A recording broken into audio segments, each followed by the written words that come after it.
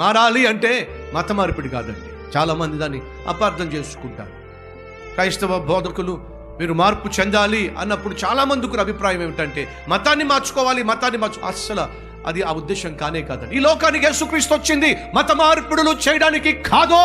ఈ లోకానికి యేసుక్రీస్తు వచ్చింది పాపిష్టి మనిషిని పరిశుద్ధునిగా మార్చడానికి. అది మార్పు అంటే. అది నాలాంటి సేవకులు ప్రస్తావించే మార్పు. మీరు మార్పు చెందారా అని అంటున్నప్పుడు అది మత మార్పిడి కాదండి, మనస్సు మార్పు, మనిషి మార్పు. ఈరోజు మనలో ఎవరైనా అట్టి ఆశ కలిగి ఉన్నారా? నా భర్త మార్పు చెందాలి, నా భార్య మార్పు చెందాలి, నా బిడ్డలు మార్పు చెందాలి, నా తల్లి నా తండ్రి మార్పు చెందాలి అనే ఆశ మీరు కలిగి ఉండి, అనే ఆకాంక్ష మీరు కలిగి ఉండి, అనే ఆతృత మీరు కలిగి ఉండి, అనే ఆక్రందన మీరు కలిగి ఉండి ప్రార్థన చేస్తే ఖచ్చితంగా దేవుడు మార్పు తీసుకొస్తాడు.